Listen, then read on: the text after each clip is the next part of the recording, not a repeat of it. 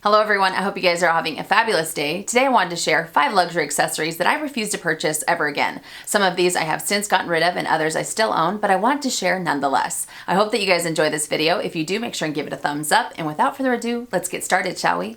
First up, designer sunglasses. Now, I'm a big fan of designer sunglasses. I always have been, and at one point in time, I had 10 to 12 pairs. I love them all. I have since sold them all except for one. I have a pair of Fendi's that I refuse to sell because they are full of Swarovski crystals and they have glitter. You guys know how I feel about crystals and glitter. I am definitely a magpie. But when it comes to designer sunglasses, I realized a few different things. The first one being that I seem to be ridiculously clumsy, or clumsier, I should say, when it comes to designer sunglasses. I always end up losing them, breaking them, scratching them, or sitting on them, like if I leave them in my car. I almost feel like it's Murphy's Law. And regardless of how much I try to protect them, something always ends up happening to them. In comparison to like a $5 or a $50 pair of sunglasses, like these are Key Australia's. I know some of you guys have heard me talk about them. These are some of my favorite types of sunglasses. And I know that their prices range anywhere from like $45 to $75. I think they might have some that are a little bit more expensive. But with these guys, I have dropped them. I never lose them. I don't scratch them. They seem to be indestructible in comparison to the other ones. And when you're talking about a $500 pair, a $600 or $750 pair of sunglasses, the last thing that you want to do is break them or lose them, right? So it got to the point where I had designer sunglasses that I would never use because I was so terrified that something would end up happening to them, which defeats the entire purpose of having designer shades in the first place. You're supposed to be able to enjoy them. And I was like, no, something's gonna happen, because it almost always ended up happening. Like I said, I would scratch them, lose them. So I was like, you know what, I'm just gonna go ahead and sell them. And that brings me to my second point. Now, I also figured, okay, for example, I had a pair of Chanel sunglasses. I thought that they were super cute, and after about 2.5 months, I was like, they're not really for me anymore. And I figured, okay, they're Chanel's. I'll be able to make the majority of my money back, right? Wrong. I was so wrong.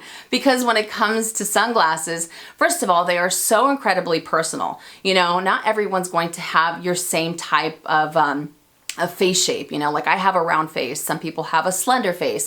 Some people prefer the oversized or the cat eye or the aviators. It's really about personal preference when it comes to sunglasses. And also I feel that because of their designs, a lot of them are very trendy. And I feel that the styles are somewhat fleeting, so what might end up being really popular today might not necessarily be popular 3 months from now, So it's definitely a matter of personal preference. Now I will also talk about classics in just a second.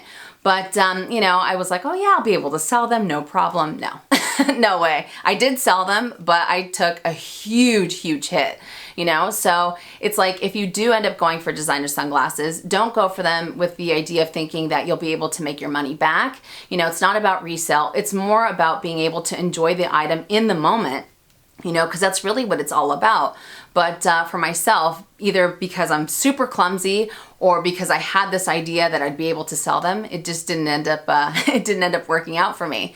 As opposed to going for classic sunglasses like Ray-Bans, the Wayfarer has been around forever. It's timeless, it's classic, and I feel like those are the types of sunglasses that you can wear 20 years from now and they're still gonna be in style, as opposed to something that's full of crystals or maybe that's a little bit more oversized or what have you. But then again, it's all a matter of personal preference. But unfortunately for myself, and I guess the lifestyle that I have, I might be a little too rough on the sunglasses, but it's definitely one of those things that I appreciate from afar, because I seem to beat them up. I don't know. I seem to beat them up, but I love designer sunglasses. Unfortunately, they are not for me. The next items are my biggest temptation, and I am talking about luxury costume jewelry. I love costume jewelry, especially because a lot of these fashion houses release so many different styles every single season, and they're insanely gorgeous.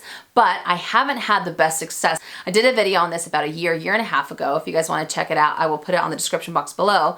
But in that video, I had discussed how I was having a lot of issues with the stones falling out of my Chanel earrings, and I also experienced that some of the posts completely snapped off. Now in that video, a lot of you had suggested for me to take the items into the boutique and talk to a sales associate so I can get it repaired, or replaced. And it was more of a case-by-case scenario because that wasn't necessarily what ended up happening with me. On one occasion, one of the pairs of earrings was completely replaced, which I thought was great, but I also don't think it should have happened. The pair of earrings that I was talking about, I had purchased, I think, a few weeks prior or maybe a month prior to that, and then the post completely snapped off. I don't think that should happen, especially with the price point that some of these pieces have, you know? So that was kind of a bummer. And when it comes to getting repairs for the stones, they can be quite expensive, and it really depends on how many stones you're missing. It can be anywhere from $75 to $150 to $200 to get them replaced. And when you're talking about a $450 pair of earrings, you know, again, depending on the size, it's almost like, well, I'd much rather end up going for something completely different in my scenario. And even then, they couldn't guarantee me that it wouldn't happen again. So it's almost like it was inevitable for it to happen to the earrings. I was kind of heartbroken because I do love Chanel jewelry. I think that it is incredibly beautiful. But nowadays, I'm not careful with it by any means whatsoever. That way, if a stone falls out, it falls out. No biggie. I'm not going to get it replaced. And as much as I like the jewelry, I was like, you know what? This is where I call it quits. This is where I draw the line. And I felt that for the price that they're charging, it doesn't really warrant the quality that you're getting either, you know? And like I said, some of you guys haven't had any issues with your jewelry, and I think that's awesome. And I really hope that it stays that way. But unfortunately for me, that wasn't the case, you know? So whether it was a brooch, whether it was 2 or 3 pairs of earrings, I felt that I was having a lot of issues with them. And, you know, so that's why I feel that moving forward, as much as I like them, I would rather spend maybe a little bit more money and go for their fine jewelry. And of course, with fine jewelry, it is malleable, you know, it's not necessarily going to be indestructible, but at least I'm getting 18 karat gold, or at least I'm getting diamonds or something to that effect, instead of necessarily going for costume jewelry. And if something happens to it, then I'm going to be spending an arm and a leg to get it repaired or replaced as well. So I don't know, call me crazy, but like I said, this is my biggest temptation, because every time I've gone into the Chanel boutique, I see the new styles, I see the new designs, and I'm just like, oh my gosh, my eyes are drooling. I want to go for it. I want to go for it. But then I remember my previous experiences, and I kind of just step away. I step away slowly from the counter, and I'm okay with that, but I still think that it is beautiful nonetheless. Next up, bag charms. Now, it's probably been about 6 or 7 years since I purchased a legitimate bag charm, and I have found a little bit of a loophole, and some people might think that I'm kind of a hypocrite when it comes to this item, and I will get into that in just a second. But when it comes to bag charms, I think that they're incredibly beautiful. They add a lot of style, they add a lot of personality to your handbag, kind of like the Bandeau. But just like the Bandeau, I also find them to be just a tad too busy, you know? And as I've said previously, I do like my handbags to be a little bit more simple. I don't like too many bells and whistles. This is where the hypocrite part might come in, and I fully acknowledge that. And while I haven't gone for legitimate bag charms, the loophole that I was talking about are luggage tags from Louis Vuitton.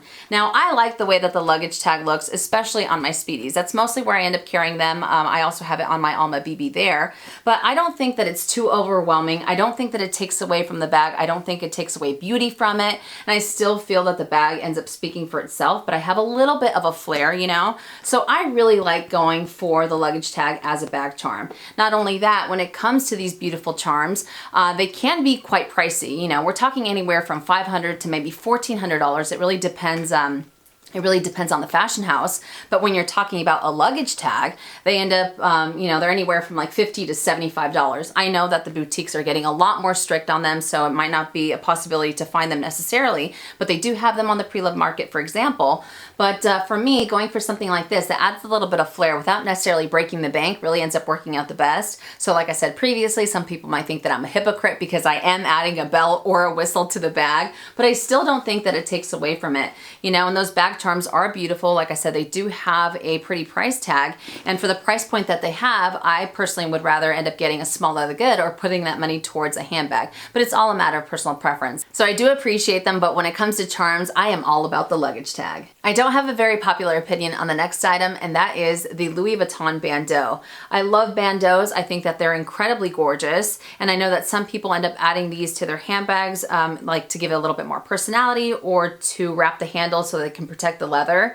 And I did end up using it on my Speedy 30 Dame Azur a few times. I kind of had a little bow wrapped on there, but I also found it to be just a little too busy for what it is that I end up going for. You know, I've talked about it often that I do like to go for handbags that are very simple. I feel that simplicity speaks volumes to a certain extent.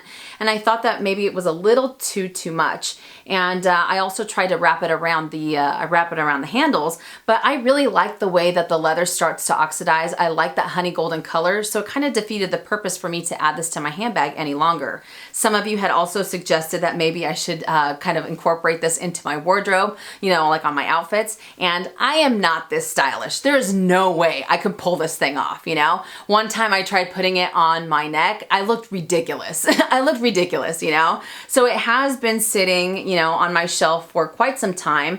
I can't necessarily bring myself to sell it because it does have sentimental value. It was purchased while we were in Paris, and like I said before, I think it is beautiful. I love how people add these to their handbags and kind of dresses up the bag. It adds a little bit more pop of color. Some people also go for the Hermes Twilly, but again, it's not necessarily something that I end up gravitating towards when it comes to my own handbag collection. So the Louis Vuitton Bandeau and the Hermes Twilly, I think that they're beautiful, but not necessarily for myself anymore. The last item, I had a few others. Currently I have one left, and I am talking about limited edition small leather goods. I love limited edition small leather goods. This one here is a Louis Vuitton mini pochette in the Tahitian Dame Azur, and I had a few others, but I noticed that I would never end up using them. You know, I would always worry because when it comes to the limited edition prints, they often have the silk screening on top of the canvas, and the silk screening is kind of prone to chipping or wearing a lot faster than it should, and the price point that they have is a lot more expensive than the ones you know, than the classics. So for me, I was like, you know what, I worry way too much. And when this collection came out, I promised myself that I was not going to baby it. I was going to use it, especially because I had sold the other two that I had previously. And that's exactly what I've done. So far, so good. I haven't had any issues with wear and tear. I haven't had any problems with chipping. But like I said, it's one of those things that's kind of prone to happen the more and more that you use it. I also have the, I don't think it's limited edition, but it might be now, but I have the Louis Vuitton cosmetic pouch and the multicolor noir, and that one I rarely use for the same reason. It's more like a collector's piece now. You know, I kind of view it from afar. I don't really want to touch it. I don't want anything to happen to it just because I love the colors. But with limited edition pieces, I want to be able to enjoy them. I don't want to baby them. I don't want to put them in this protective bubble. And as much as I would like them to stay exactly the way that they are when I first get them, I know that that might not necessarily be the case, you know, moving forward, the more and more that I use it or the more that I incorporate it into my daily rotation with some of my other small leather goods. Especially because when it comes to the mini pochette, I'm very, very rough on it. You know, it's one of my favorite small leather goods. It's very, very versatile, and I don't want to have to worry about how I'm going to be rocking this thing. But with this one, I was like, nope, I'm going to use it. I'm going to enjoy it. I'm not going to put it in a bubble. I also purchased the Toiletry Pouch 26 in this print, and I thought it was insanely beautiful. But because of the way that I end up using the Toiletry Pouch, I knew that the wear and tear was going to be a lot faster than maybe the mini pochette. So it's one of those things that I had to say goodbye to, you know. But I do like the limited edition pieces, especially for Christmas. I think that they're insanely beautiful. The attention to detail that they have is amazing. But just for myself and the way that I am when it comes to my small leather goods, I need something that's going to be tough. I need something that's going to be a workhorse and something that I don't have to worry about how it's going to wear as time goes by, or if it does wear, to be able to be okay with it. You know what I mean? So limited edition pieces, I think that they're fabulous, but not necessarily for me. Now, I'm sure some of you guys are probably saying, Minnie, never say never. You're right, I do say that often. However, when it comes to these items, I haven't purchased any of them within the last 3+ years, if not longer. And it's one of those things that I do like, but because of my past experiences, it doesn't really mesh with what it is that I want to add to my collection in the future. So I definitely appreciate them from afar. But that does it for my 5 luxury accessories that I refuse to purchase ever again. I hope that you guys enjoyed it, and I hope I was able to give you a little bit more information, especially if you're looking to add some of these to your collection as well. And I'm curious, what are some things that you refuse to purchase ever again, either because of a bad experience or whatever the case may be? Let us know in the comment section down below. But again, thank you guys so much for watching. If you enjoyed this video, make sure and give it a thumbs up. If you haven't already and you would like to, please subscribe to my YouTube channel by clicking on the red button down below and hitting that bell so you're notified when I upload videos, which is anywhere from 2 to 3 times a week. And I'll see you guys later. And as always, make it a fabulous day or not. The choice is yours. Have a great day.